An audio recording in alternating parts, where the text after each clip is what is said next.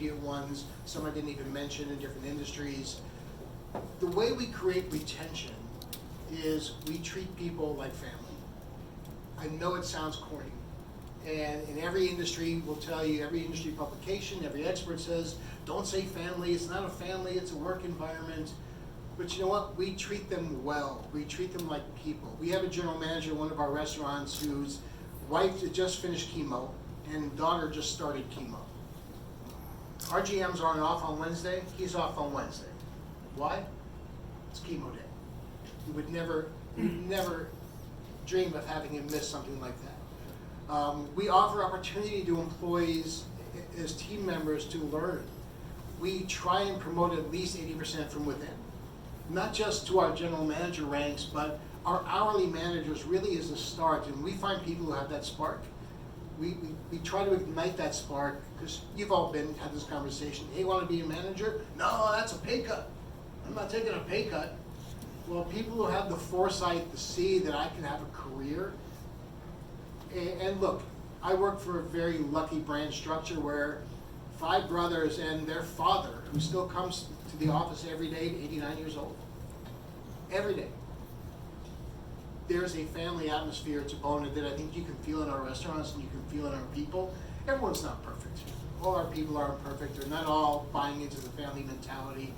But you have to kind of pan for gold. Sure. And so when the sediment falls out, it's fine as long as you keep the gold. And you know, there's a saying at Denny's when I was there that everyone isn't for Denny's and Denny's isn't for everyone. And I've used that throughout my career. You're not good, you're not bad. This may not be a great fit, or it may be a perfect fit. And that's kind of how we try and keep people. How do you keep them off their cell phones? You keep them engaged. We in our restaurants use zone management. So I'm not sure how many of you have heard the term, but we don't assign managers to stations, we assign them to zones. And so even though we're not a full service dining concept, I'll just tell you that we insist on figure eights, we insist on travel paths, and if those zone managers are taking paths throughout their zone, they're going to keep people engaged, they're going to ask questions, and when they do have a cell phone issue, which sometimes do, we encourage them, hey, if your baby is sick at daycare, tell us, will you step off the line? If your mom is calling and her car is broken down, okay, your mom never calls at 3 in the afternoon, tell us. Go over there and take a phone call. So we try and instruct that balance instead of having lockers and, you know, Gestapo and cameras and all that kind of stuff. A buddy of mine's working on his doctorate's degree, and his question was, are staff members less enthusiastic or more enthusiastic when they go to work today? And his answer is less enthusiastic. And the question is why? And regrettably, the answer is because they're no longer getting their dopamine from work, they're getting their dopamine from their cell phones. Like, whoa. Not that that's a surprise, but when you hear it scientifically answered, it's like a big wow. So thank you for your answer. Let's talk about inflation, right? And inflation correlates with pricing. How is Buona Beef handling this crisis that we're all dealing with inflation? It's not easy. We have 2 brands who have been built on quality for 100 years in the Rainbow Cone and over 40 years in Buona. We're not willing to sacrifice the quality. So what you have to do is, one, you have to have a couple of items that do have a good enough margin that bring people in. You have to satisfy objections to menu, right? So our menus have variety. They have salads, they have pasta, they have pizza, they have the beef, they have burgers, they have dogs, which I've learned by being in Chicago for a year, do not come with ketchup. So that's part of it, right? You have to have different things at different price points. But the biggest thing is, if you're going to have a quality product and charge a price that's worthy of that quality, you have to provide an experience. So literally, my job seemingly every single day is order accuracy. That is what I'm focusing on, because people have a very short fuse for mistakes. And quite honestly, at the prices they're paying to get something through a DoorDash or an Uber Eats, or even coming to pick it up online, they expect a lot more. So we're trying to create value for folks, because right now about 80% of our business does not eat in our dining rooms. And for the 20% that we do, I insist, and our company insists, on table visits, on clearing your plates. If you've ever been to Buona Beef, it's very confusing. There's nowhere to put your trash. We don't want you handling trash. So we try and create that experience where people say, hey, you know what, this is a treat for me. back the way it used to be when we were all young and your parents would go out and give you a quarter for the tabletop jukebox while they smoked their cigarettes and you lived that life, right? It was an outing. You went to a diner or a restaurant, it was an outing. And we try and create that experience in a restaurant with a very clear understanding that 80% of the people won't get that experience. So how do we delight them with packaging and presentation and quantities and portions and taste? Yeah. At the moment, how many Buona beef restaurants are there? And is there only one segment of business, or are there other branches of the organization, like, I don't know, retail products or other items? And then my follow-up question is, how many units are there, and what's the vision of the organization? Yeah, we have more companies than I can even remember. So one of the our best companies is a company called ABC. We actually, since day one, have made our own beef and gravy, made our own au jus. We don't let anybody else touch it. So the gravy and the beef that come into your restaurants is one. We have gravy and beef in grocery stores. We do some other things. That's a company. We have a catering company, Beyond Catering, which does fully catered events, weddings and bar mitzvahs and quinceañeras and all sorts of things. We have several other companies, and they're all kept kind of separate outside of the family, kind of board structure, which is nice. So we don't have to worry about those things. We still have the conduit to it. The vision is this. So we have currently 31 Buona beef restaurants, all company owned. 13 of those have an original rainbow cone inside the building. So they're dual branded locations. The reason I was brought into the company was because I've got 30 years of experience with franchising. Understanding franchisees, how do you get consistency across the country? So the future really becomes twofold.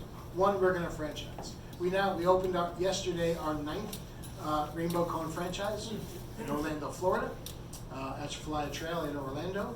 So that is full speed ahead. We're opening up Rainbow Cone franchises very easy. In this summer, we'll open our first Buona beef franchise in Murfreesboro, Tennessee. So we are going slowly on purpose, because it's one thing to be able to do it with a giant army here in Chicago. It's another thing to be able to do it out there. But the other part of the future is we're going to continue to open company locations. So we actually open on average 4 company locations a year. I'm responsible for halting that this year. I asked for us to do 2. And I think it's valuable to tell you why. I realized as we came in, we did not have enough talent to keep robbing from our current restaurants to open new restaurants. We had to take a breather, had to take a pause. And if any of you own restaurants, I encourage you to think about the human capital part of this, where do I have people who could really run those restaurants? And if I did, what happens to the one I took them from? So we're going to open 2 this year. We're going to open up 2 dual branded locations, one at Gurney Outlet Mall in May, and one a few months later in Crown Point, Indiana. But really take that to heart, because you have to be able to open with the right people. So that's kind of our vision and how we do things. That's a segue to my next question.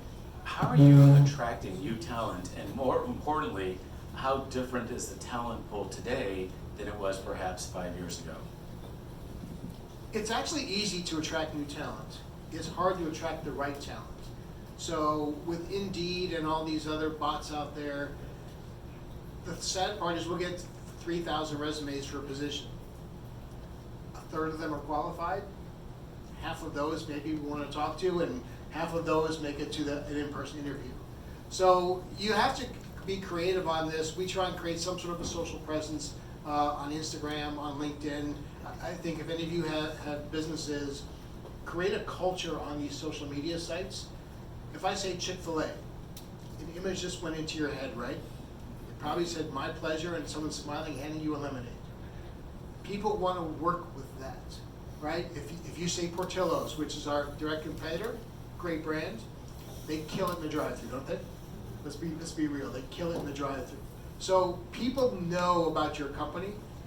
We have to be known for something to attract the right people. We also have specific goals for internal promotions.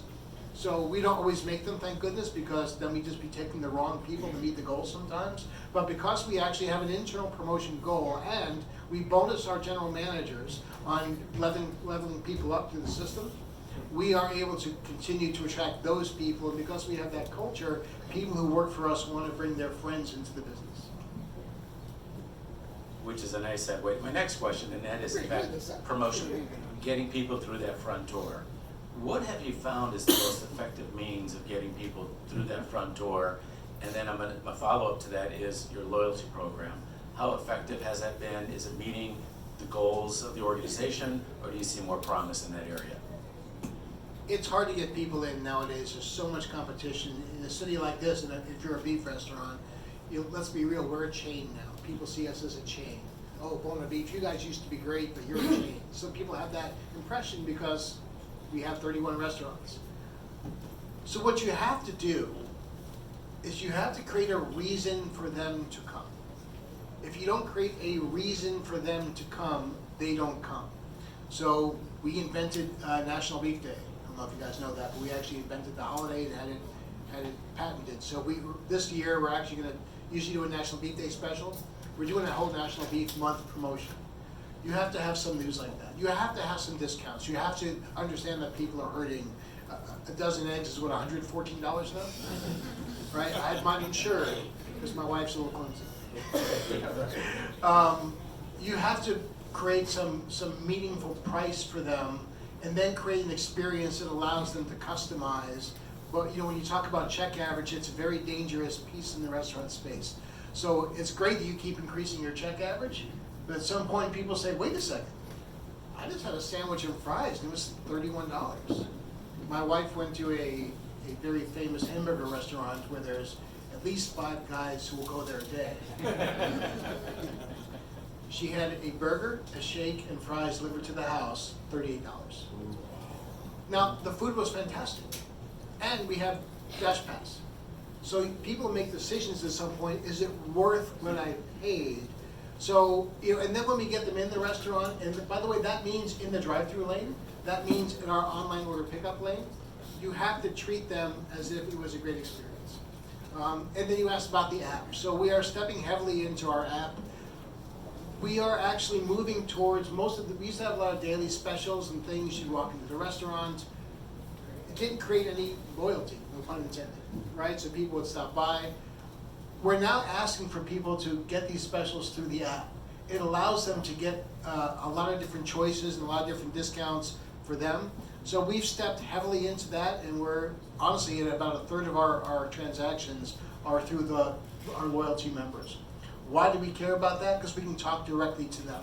If you're investing in an app, make sure you can understand habits and purchasing patterns and what days they come. And if they only come on Wednesday afternoons for your pizza special, well, give them a bounce back for Sunday afternoon. If they're only coming in for lunch, give them a bounce back for dinner. If you know they eat the pasta all the time, well, hey, give them something for something else. Get them to try something. People are creatures of habit, and they can only eat the same thing so many times. But the app is extremely important. And we're honestly just testing a whole bunch of things this year as the economy change. But we're just trying to create that community through the app. Okay. This will be my last question, and then I'll open it up. So someone asked me recently, what were the last 10, 15 years like? And my answer was, my business had 10 great years, and 2024 was just awful for us, full service operation. My question is for you, how was last year for your organization, and how does 25 and 26 look for your organization? Last year was interesting. So last year was interesting for a lot of people. If you had delivery and online set up prior to the pandemic, you had a great pandemic. I shouldn't say it that way. Your business had a profitable pandemic. If you didn't, you spent 2023 trying to figure out how do I get people eating my restaurant. So Buona and Rainbow were actually pretty well suited for the pandemic for an online ordering perspective. And because we were a trusted brand, people ordered from us. So last year when everyone was open again and people left their homes and wanted to try different things, we lost traffic and sales. Just being honest, right? It's hard to get people back over and over again. It was a great year for us in the respect that we became humbled, I think. It was my first year, so I didn't have the other 40 years to go back on, but you were humbled by saying, okay, even though we're a household name in our own minds, we don't have it all figured out. We have to figure out something new. So it was a really transitional year for us to understand what is restaurants in 2026, and 2027, and 2028, and what are you planning for? And, you know, and the prognosis, I think we're playing with menu to make sure that we create enough variety. We're looking at trends, we're looking at automation. One thing I would say, and I was talking to some gentlemen out there, there's a difference between automation and AI. And many AI companies don't know the difference in their own industry. AI is a very sexy word, right? But AI doesn't always mean AI. Automations are great, but don't pay billions of dollars for your business to just get automations. Make sure that the software can learn, make sure that things are learning. So we're looking at different softwares right now that actually learns traffic patterns, that learns employees' attendance patterns. You can rank your employees as A, B, and C players, and it'll actually make a schedule for you based on a combination that we want of A, B, and C players. So I think that's the future, is stepping into technology, not as a replacement for common sense, but as an enhancement for common sense. Thank you, Steve. I'll open it up to